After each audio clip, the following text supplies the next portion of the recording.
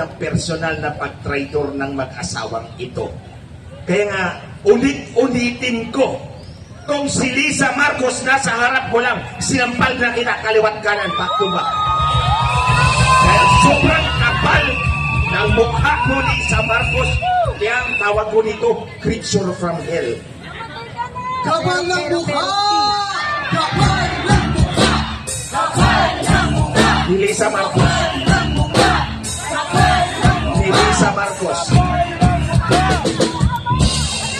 Walang konsensya itong babae ito. Purely transactional. O ito ha, ang isa sa kasama ko, si Hubert Guevara. Kasama ko yan sa grupo namin doon. Nagsilbi sa kanila ng 6 na taon. Alam nyo, pinakuha niya ng private jet sa Davao. Kasi si Hubert Guevara naglalaro ng football doon sa Davao. Pinakuha ni Lisa Marcos ng private jet para dalhin sa Malacanang at ipresenta kay Bongbong Marcos, ito yung Senior Deputy Executive Secretary mo. Sa mga tuwid, si Lisa Marcos ang nagdidikta kung sino ang pauupuin sa gobyerno. Hindi si Pangag Marcos. Oh, yan ang malinaw na patunay na itong nakaupo sa Malacanang ay under the saya over and above. Alam ko, 6 na taong kong kasama yung mag-asawa na yan. Walang masasabi si Marcos pag tinikta ni Lisa Marcos. Yan ang totoo. Kaya ngayon, mga kababayan, ang nagpapatakbo ng gobyerno ay isang taong hindi ninyo hinalal. Yung Lisa Marcos na yan, hindi ninyo hinalal yan. Pero yan ang nagpapatakbo ng gobyerno, umaapekto sa buhay ng bawat Pilipino. Kaya isang rason kung bakit dapat patalsikin si Marcos Jr. dahil walang silbi. Ang tawag ko nga sa kanya, flower pot ka lang dyan sa Office of the President. Manikin ka lang, Marcos Jr. Kasi ang asawa mo naman ang totoong nagpapatakbo ng lahat ng bagay. Balik tayo kay Hubert Guevara. Wala pang 2 taon.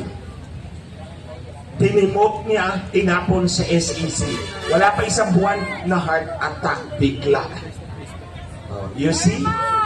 For me, that's another act of betrayal. Ako, binenta kay Smartmatic. Para dagdagan yung boto ni Marcos noong halalan. Kasi nga, si Inday Sara expected na mataas ang boto. Yung 32 million ni Inday Sara, totoong boto niya yan. Walang manipulasyon yan. Ang kay Marcos, ulitin ko, 6 kaming technical na mga tao na nagpustahan doon sa headquarters. Pinakamataas na pusta namin, 24 million lang ang boto ni Marcos. Paglabas ng resulta, 31.8 million. So in other words, dinagdagan nila para dumikit kay Inday Sara. Kasi po, kung 32 million si Inday Sara at 24 million lang si Marcos, edi si Inday Sara ang titingalain nating leader, di po ba? Takot si Lisa Marcos na matanggal. Kasi balak na niyang manatili sa Malacanang. Ang asawa muna niya ngayon, tapos sisirain nila si Inday Sara para isingit si Tampahudas. Tapos sa 2034, ang anak na naman niya ang magpresidente. Papayag ba kayo na 18 taon si Lisa Marcos mag-ahari-harian sa ating lahat? Marcos resign! Marcos resign! Marcos resign! Marcos resign! Marcos resign! Marcos resign! Marcos resign!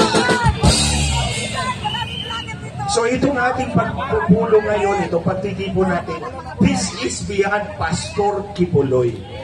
This is beyond kay OJC. Ako nga nagpapasalamat ako, nakita ko yung mga kasama ko sa Region 8, Tacloban City. Andyan sila, ang kasama, ang kaibigan ng masa. Hindi yan kay OJC. Hindi yan Pastor Kibuloy. Ordinaryong Pilipino yan na gustong lumaban para sa kinabukasan ng bawat Pilipino. Yan. That's the reason why we are here. I am not here. I am here dahil may isyu tayo kay Marcos. Totoong isyu na apektado ang lahat ng Pilipino.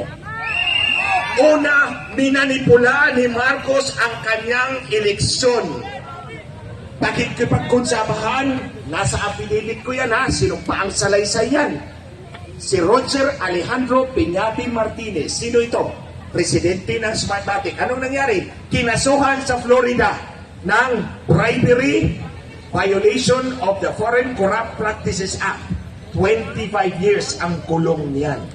Ang kakunsaba ni Lisa Marcos kinasuhan ngayon sa Amerika. Oh. Ngayon, mamanipulahin nila, balak nilang tanggalin si Inday Sara. Huwag tayong pumayag na i-impeach nila si Inday Sara. Ngayon parang maninindigan tayo. Inday Sara Duterte! Inday Sara Duterte! Inday Sara Duterte! Again, this is also beyond Inday Sara.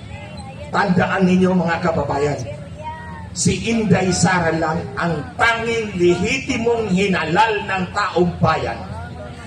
Kasi ang boto niya hindi minanipula.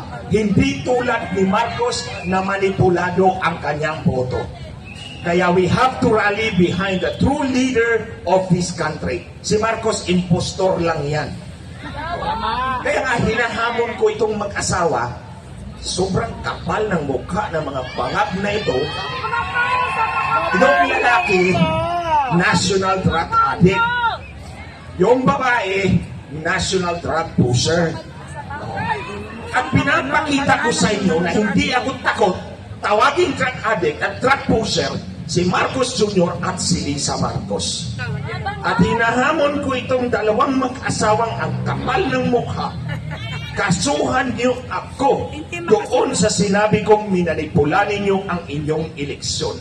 Sige, hinamon ko na itong mag-asawa noong Lunes pa. Hindi naman ako kinasupan, pinapadispar nila ako. Pinapatanggalan nila ako ng lisensya bilang abogado. Tatlo na po yung disbarment ko, may pang-apat pa. Yung tatlo, nauna nung nagsalita ako sa Maisong Rally.